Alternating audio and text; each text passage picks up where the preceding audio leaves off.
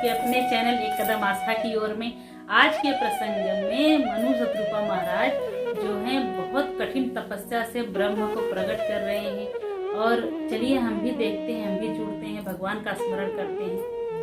शांताकारं भुजगशयनं पद्मनाभं सुरेशं विश्वाधारं गगन सदृशं मेघवर्णं शुभांगं लक्ष्मीकान्तं कमलनयनं योगविध्यानगम्यं वन्दे विष्णुं भवभयहरणं सर्वलोकैकनाथं वन्दे देवोमापतिं सुरगुरुं वन्दे जगत्कारणं वन्दे पन्नगभूषणं मृगधरं वन्दे पशूनां पतिं वन्दे सूर्यशशाङ्कवह्निनयनं वन्दे मुकुन्दप्रियं वन्दे भक्तजनाश्रयं च वरदं वन्दे शिवं शङ्करम्।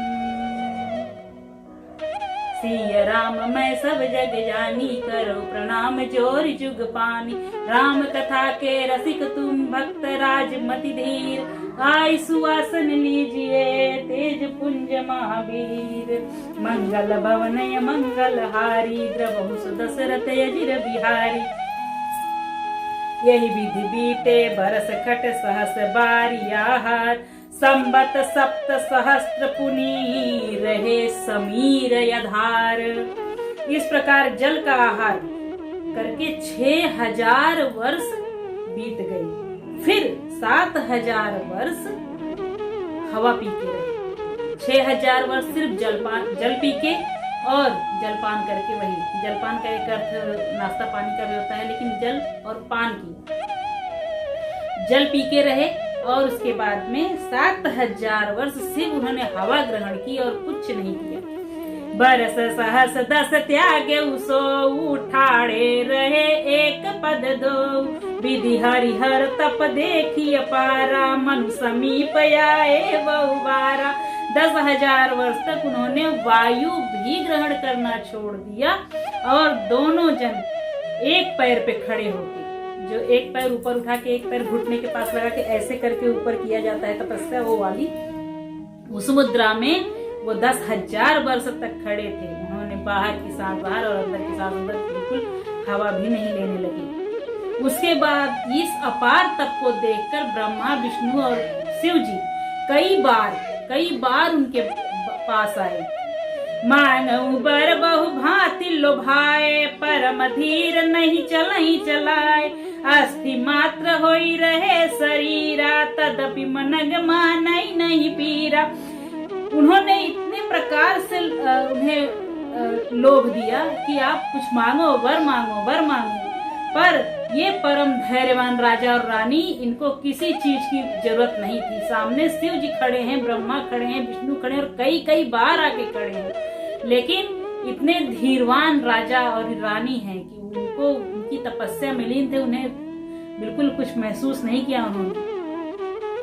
और उनका शरीर सिर्फ हड्डी का ढांचा, जैसे नरकंकाल दो जन खड़े रहते थे वैसे दोनों जन तपस्या कर रहे थे। मनु शत्रुपा बिल्कुल नरकंकाल की तरह, उनके शरीर में न मांस था न खून था, कुछ नहीं, सिर्फ एक हड्डी का ढांचा बचा था।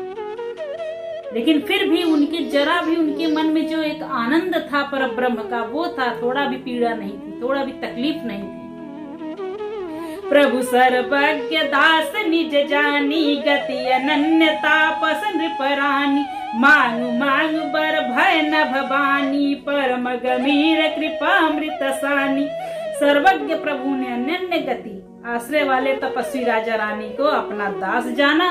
तब परम गंभीर कृपा रूपी अमृत से सनी हुई आकाशवाणी हुई कि वर मांगो। मृतक जियावन गिरा सुहाई श्रवण रंध होई जब उरयाई। हृष्ट पुष्ट तन भय सुहाए मानव अबहि भवन ते आए।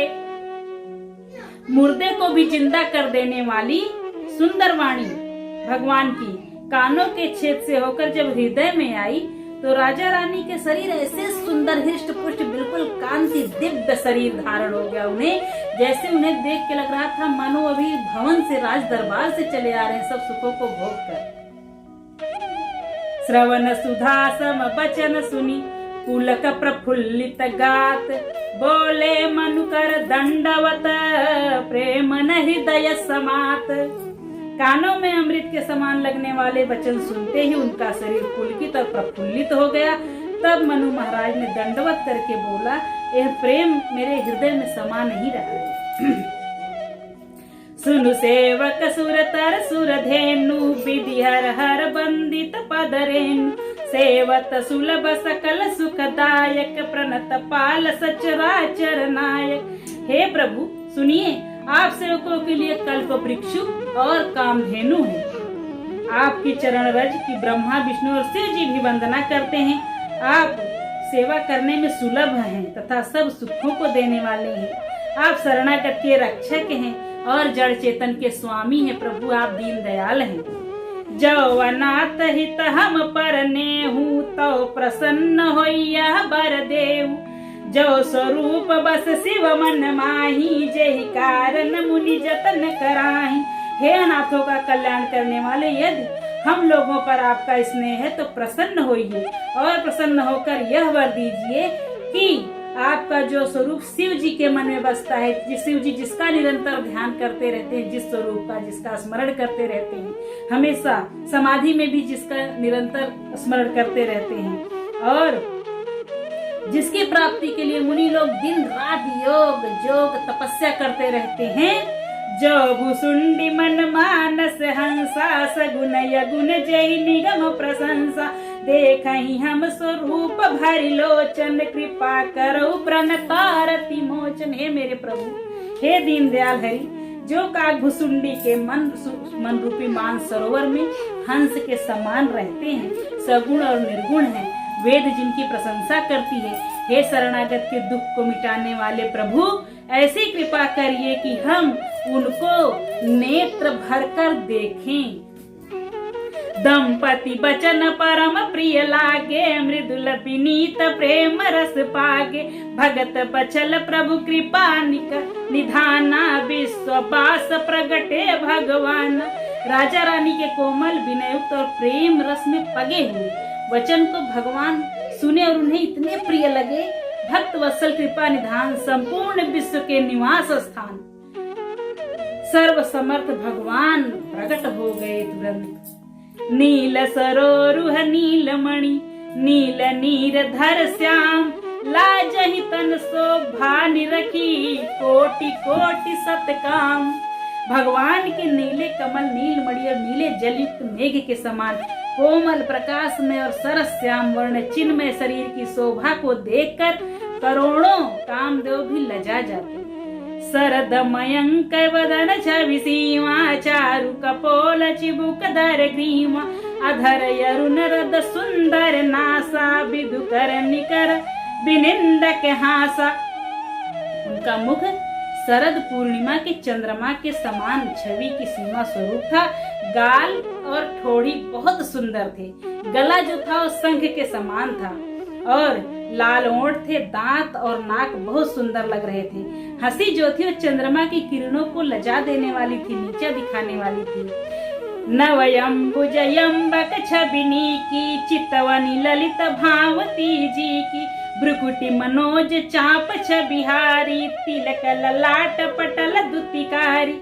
नेत्रों की छवि एकदम खिले हुए कमल के समान बहुत सुंदर थी। मनोहर चितवन दिल को बहुत प्यारी लग रही थी और उनकी टेढ़ी भौहें जो थी वो कामदेव के धनुष की शोभा को हरने वाली थी और ललाट पर प्रकाशमय तिलक था।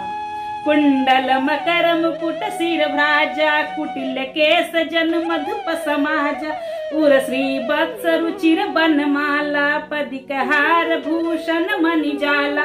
कानों में मकराकृति मछली के आकार का भगवान ने कुंडल पहना था। सिर पर मुकुट शोभित था। टेढ़े और घुघराले बाल ऐसे घने थे मानो भंवरों का झुंड गुंजायमान है। हृदय पर श्रीवत्स था और सुंदर वनमाला पहने हुए भगवान रत्न जड़ित हार मणियों के आभूषण सुशोभित हो रहे थे। के हरि कंधर चार जनेऊ, बाहु विभूषण सुंदर तेऊ। करि कर सरिस सुभग भुज दंडा, कटिनि संग कर सर को दंडा। सिंह की जैसे गर्दन जैसे सुंदर जनेऊ था। भुजाओं में जो गहने थे वे भी बहुत सुंदर थे। हाथी की सूंड के समान उतार चढ़ाव वाले उनके भुजदंड थे। हाथ थे भगवान के। कमर में तरकस और हाथ में बाण और धनुष शोभा पा रहे थे। तड़ित विनिंदक पीत पट उदर रेख बर तीन, नाभि मनोहर लेति जनु जमुन भंवर छवि छीनी। स्वर्ण वर्ण का प्रकाश में पीतांबर बिजली को लजाने वाला था। पेट पर भगवान के 3 सुंदर धारियां थी, त्रिवली। नाभि ऐसी मनोहर थी मानो यमुना जी में जो भंवर आता है ना, उसकी छवि को छीन लेने वाली थी। बिल्कुल जैसे पानी में भंवरी बन जाती, भगवान की नाभि वैसी थी। पद राजीव बरनी नहीं जाई, मुनि मन मधुप बसई जन माही। बाम भाग सोहति अनुकूला, यादि शक्ति छवि निधि जगमूला। जिनमें मुनियों के मन रूपी भंवरे बसते हैं, भगवान के उन चरण कमलों का तो वर्णन किया ही नहीं जा सकता। भगवान के बाएं भाग में सदा अनुकूल रहने वाली शोभा की राशि, जगत की मूल कारण स्वरूपा आदि शक्ति श्री जानकी जी शोभायमान थी। यहाँ पूरा नाम लेके संबोधन किया गया है कि जानकी जी खड़ी थी। जासुवंश उपजई गुण खानी, अगणित लक्ष्य उमा ब्रह्मानी। ब्रिकुट बिलास जास जग होई, राम बाम दिस सीता सोई।